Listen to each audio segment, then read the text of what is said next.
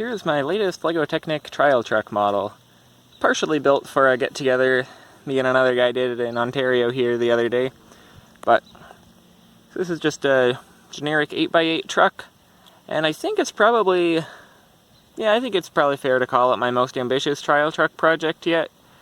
Quite a bit of complex stuff going on in it, but somewhat surprisingly it actually turned out pretty well, and the complexity didn't really bite me too bad. So, what do we have here? It's just a generic truck, so pretty simple aesthetics all around. Nothing complicated. I was really pleased with being able to build it in the dark gray color, which I haven't really done on anything this big before, but I think it really fits the look of the truck. There are some LED headlights and taillights, but you probably can't see them in this kind of sun.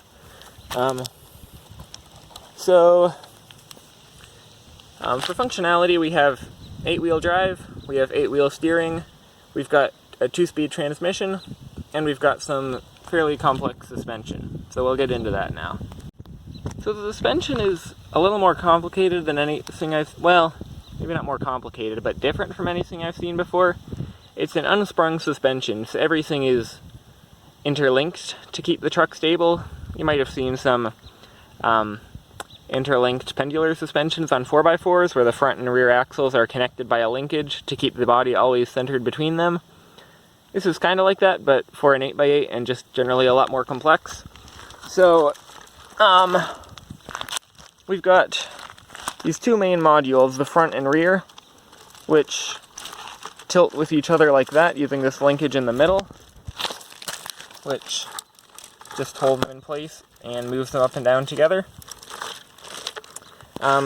But then with each one of these front and rear modules, so obviously it can tilt front and back like that when they're moving together, but then, let's flip it up. So the first and second axles, there's a lot of slack so it's hard to see, but they are interlinked, so they'll go up and down like that. Compared to where the motors are. The motors are all in this upper section, and then these are linked between those. And then the entire front and the entire rear sections are also interlinked to keep it stable that way. Ultimately, it's a really complicated system. There's a lot of slack involved, and the truck always kind of tilts to one side because of all that slack. So it's probably more complicated than it has to be, but somehow or other it does have really good flotation. It can go over obstacles really nice. Could it be done with a simpler system? Probably, and I'll have to be looking into that in the future, but this is what I built for this truck. So the drive is done via my custom high-performance electrical system. So I've got my 3S lithium battery here with 18650 cells and a new 3D printed housing for them. It's then running, this RC car motherboard, and then controlled by this controller that we've seen before in other models. And then we're running 4 Power Functions XL motors off of that, 2 on each axle. So they're just end to end there. Then they go through my 2-speed gearbox deep down in there, which has a 36 2 gear, I think you can see a little bit, meshed with a 12, and then a 28 meshed with a 20. So both of them are increasing the speed, because 2XL motors is a lot of torque, and you don't really want that unreduced, or you don't want it reduced, if you can help it. Then we've got 2 16 2 gears just to move it down. I wanted to avoid that extra gearing, but I couldn't in the end. And then we've got a 12 to 28 gearing in the axles. It's a solid axle, so this angle is not for suspension, it's just to get better ground clearance. But then it goes through some heavy-duty CV joints down to the planetary hub for the final drive. So the shifting, so it's the same system on the back, I should clarify. 2 more XL motors, same transmission, same everything. We've got a Power Functions medium motor geared up to this linear actuator here. So that's what's actually shifting the transmission. It's sliding the full assembly with the XL motors forward and backward to select the 2 different gears. So we've got high gear and low gear. Alright. And the last function I should mention is the steering, which is done through 2 power functions large motors, one for the front axles and one for the rear.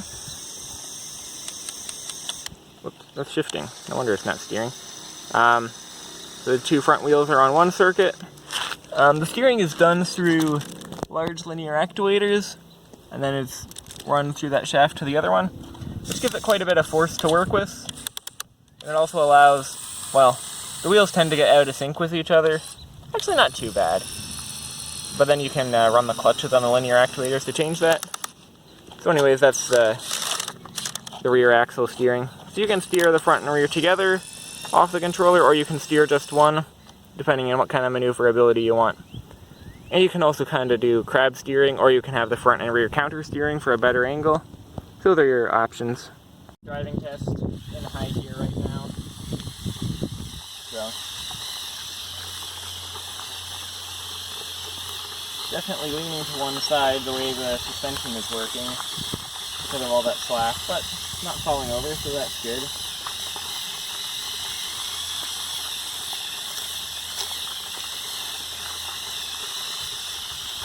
Put the rear axle in on this too. And this is a big downhill. I probably don't really want to drive down it, but actually I guess I could. Whee!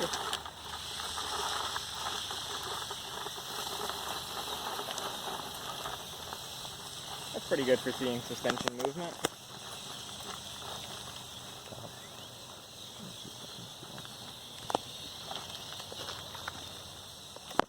Got a lot of weight, so I think it's happy downhill. Should not be so happy going up. Low gear.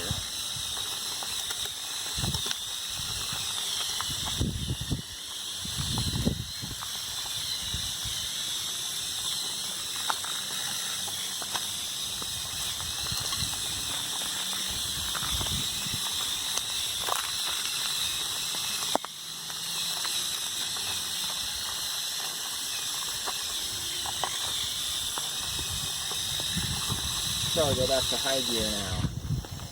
Kind of just wiggle it back and forth while I shift. There we go.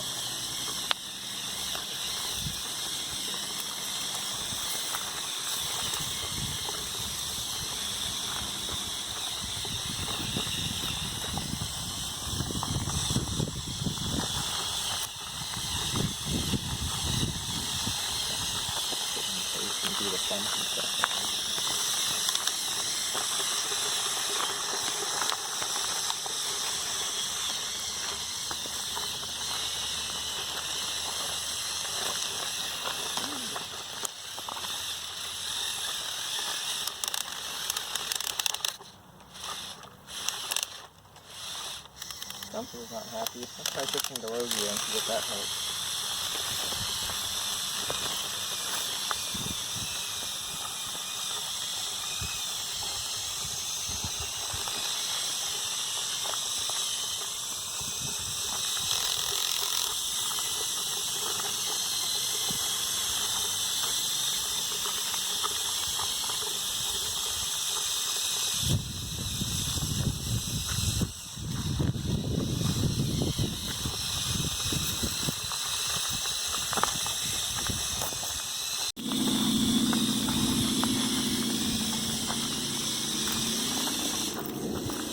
Not a good line.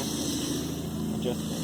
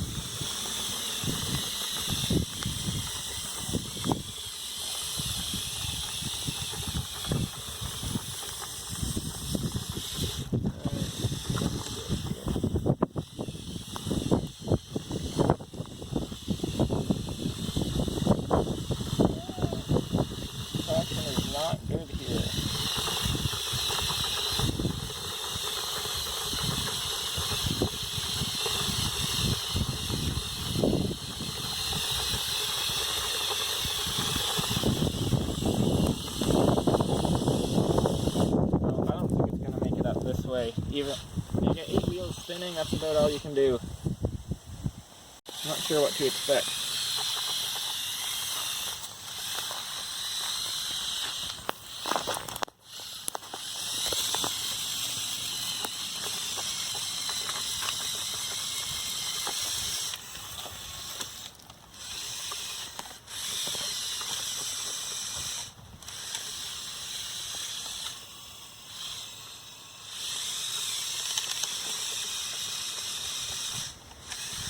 I just keep getting hung up on that one.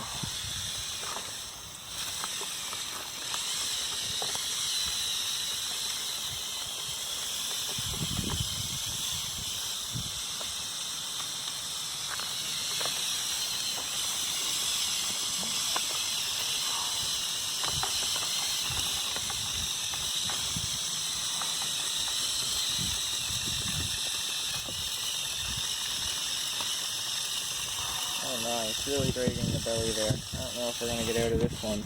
And the rear wheel is stalling or something? Yeah, I think that's the limit.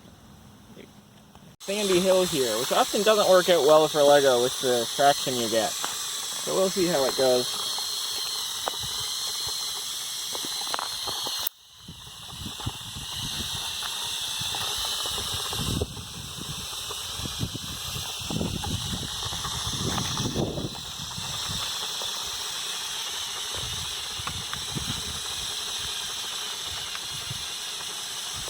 Yeah, that's probably the limit. It's such a heavy model that it's hard for it to pull itself up a hill in low traction.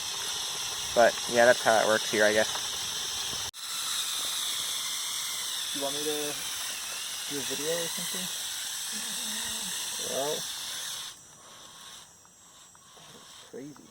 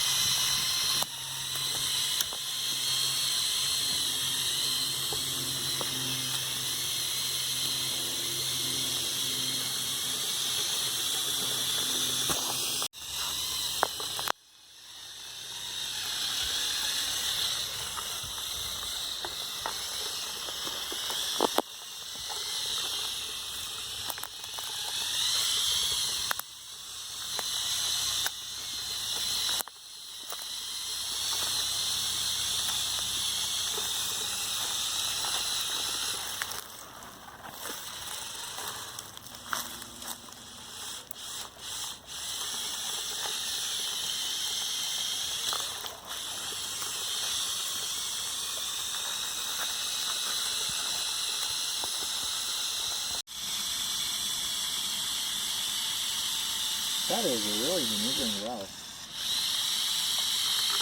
Yeah, not always sure how great it is. Being so long is not helpful, but steering all the wheels is good. Yeah. Oh, it's gonna make it. Yeah, looks like it. Woohoo! Cool.